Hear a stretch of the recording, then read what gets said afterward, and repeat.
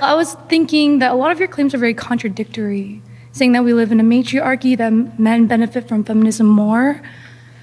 I would like to understand why, again, you think that men benefit from feminism more? Basically, because men don't have to commit to women. Men are still able to do what they're doing, and they are allowed to basically step away from all of the responsibilities of what it really meant to be a man and lead a household. And that's in large part, I think, due to the sexual revolution.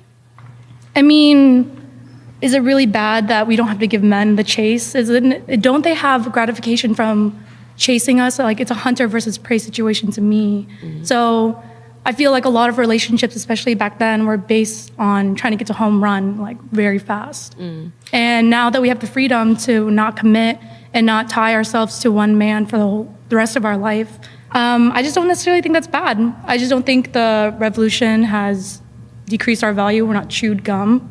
We're people who value connection.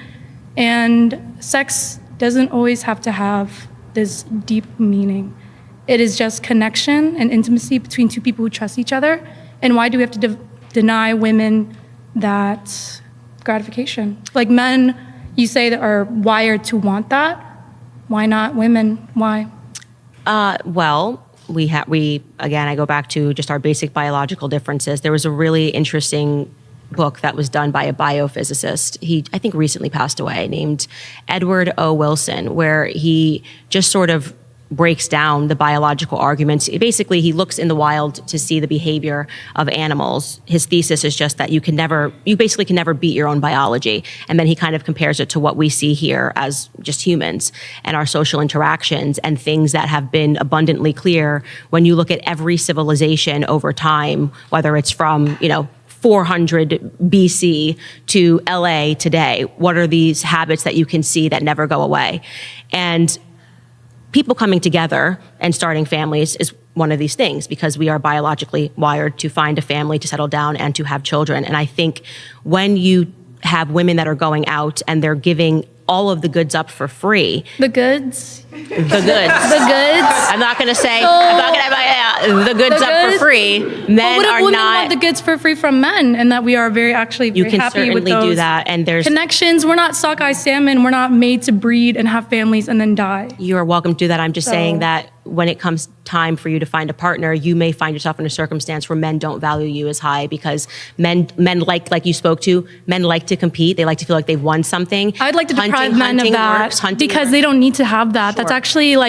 But you did bring up. Yeah, and that's what you say, that men are, essentially predatory, and we have the goods that we have to keep from them. Oh, I didn't mean the goods in a bad way. But that's such an objectifying way. The goods, the grocery goods. Honestly, I think that that's just kind of we don't have value colloquial in value songs in today. Soul. I think we have value apart from how many people we sleep with. You also devalue education for women, and I think that's very interesting because you're also a very educated woman, and in a lot of ways, this is just like an observation. You devalue yourself a lot. I definitely do not feel like I'm devaluing myself. Make him a sandwich? Yeah.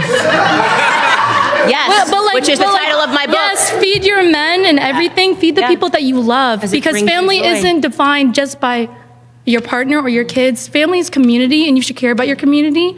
And understanding that, I just don't think you really care about the community that much when you're pushing this rhetoric of devaluing women so much to stay in the kitchen, stay within the homes.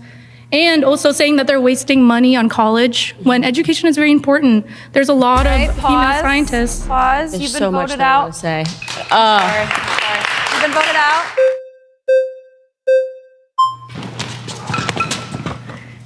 Thank you. Hello. Hi, how are you? What's your name? I'm Zola Stone. Very nice to meet you, Zola. You have very pretty eyes. Thank you.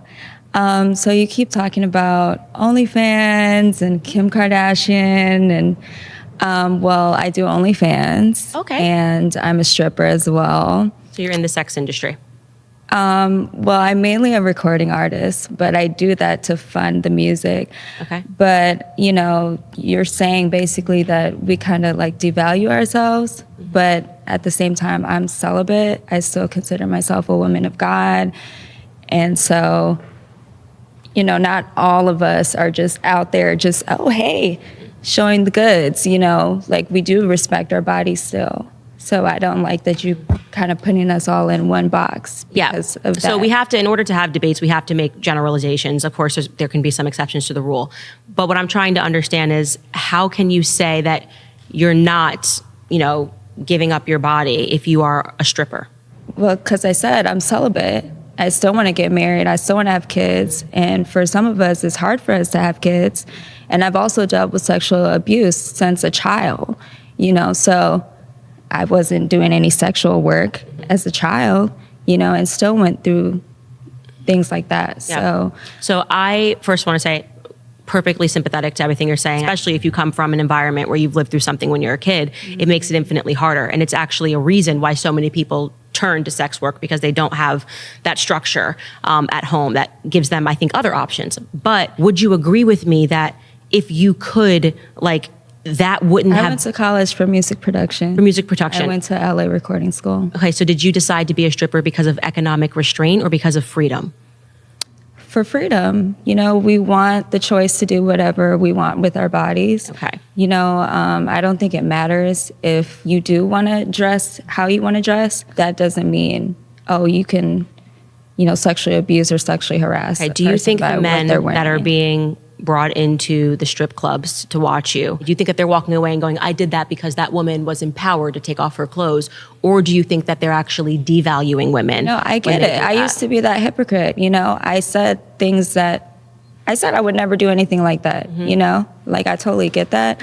But some people just want to go to the club and have a good time. Yeah, I think most of the people who are making those decisions are doing it because they're dealing with addictions themselves. I think you're worth more than taking your clothes off. I think that if you wanted to have a career in music, you wouldn't have to take your clothes off to do that. And I think that it's sad that you've been...